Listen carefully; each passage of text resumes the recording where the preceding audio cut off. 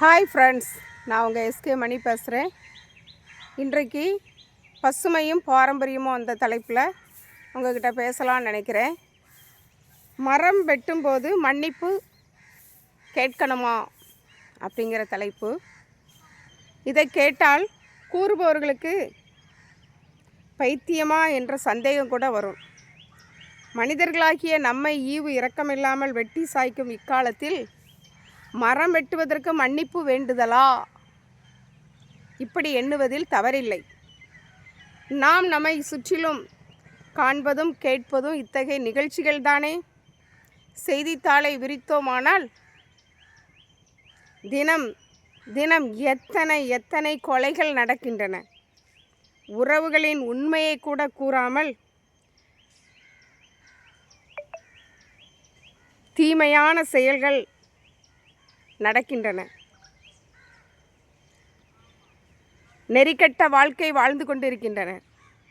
பெண்களை தாயாகவும், நண்பனை சகோதரராகவும், தந்தையாகவும், குருவையும் தெய்வமாகவும், கன்னி பெண்களை மகளாகவும் கருத வேண்டும் என்று நம் முன்னோர்கள் கூறியிருந்தார்கள்.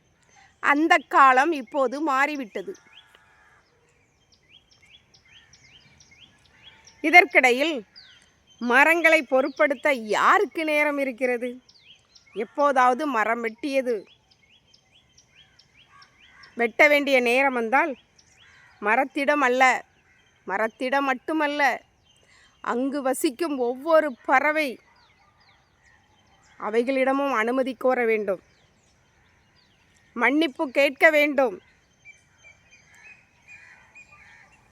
நம்முடைய பழைய மனிதன் மரத்திற்குள் ஒன்றியிருந்த காலம் நன்மையின் சின்னம். மரம் வெட்டுவதற்கு எதிராகவும் மரம் நடுவதற்கும் அரசு துறைகள் பல முயற்சிகள் செய்து வருகின்றன. நாம் கண்கூடாக காண்கிறோம். மரம் இல்லையேல் மழை இல்லை, மரம் வளர்த்தால் மழை பெறுவோம். நம் முன்னோர்கள் மரங்களை பாதுகாப்பதன் வாயிலாக மனித குலத்தின் திடநிலையையே மனதில் கொண்டிருந்தனர். அதனால் அவர்கள் மரங்களை தெய்வமாக என்ன செய்தனர்? மதித்தனர். புராண இலக்கியங்கள் கூட நமக்கு கூறுகிறது, மனித குலம் மட்டுமே நிலைத்திருக்கும். மரம் எதுவரை நிலைத்திருக்கிறதோ அதுவரையும். நிழலில் தங்கும் மிருகங்களுக்கும், சிகரங்களில் வசிக்கும் பறவைகளுக்கும், வளைகளில் வசிக்கும் பிராணிகளுக்கும், பூக்களில் தேனருந்தும் வண்டுகளுக்கும், பட்டாம் பூச்சிகளுக்கும், தன் எல்லா உறுப்புகளாலும் சுகமளிக்கும் மரங்களை எக்காலமும் போற்றி புகழ வேண்டும். மனித குலத்திற்கு நன்மை மட்டுமே அளித்து கொண்டிருக்கும் மரங்களை வணங்க வேண்டும், வாழ்த்த வேண்டும், பாதுகாக்க வேண்டும். அதன் மூலமாக நாம் அநேக நன்மைகளை அடைகிறோம் என்பதை என்றைக்கும் மறந்து போகக்கூடாது.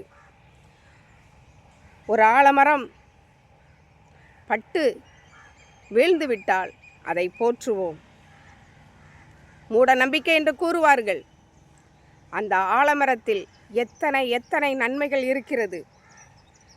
ஆலமரம் வாயு மண்டலத்தை சுத்திகரிப்பதினாலே இன்று மனிதன் மிகுதியாக கார்பன் படிந்த நகரங்களிலும் உயிர் வாழ இயலுகின்றது. 300 சதுர மீட்டர் பரப்புள்ள ஒரு ஆலமரம் சுமார் 1500 கிலோகிராம் பிராணவாயுவை வெளியிடுகின்றது என்று அமெரிக்க விஞ்ஞானிகள் கூறுகின்றனர். ஒரு பெரிய ஆலமரத்துக்கு ஆயிரக்கணக்கான லிட்டர்கள் சுத்தம் நீரை தன் வேர்களில் சேகரித்து வைக்கும் திறன் கொண்டது. எனவே மரங்களை வளர்ப்போம், காடுகளை பாதுகாப்போம்,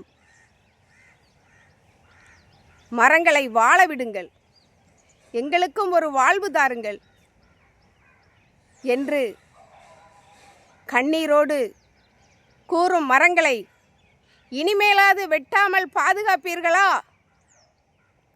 நன்றி.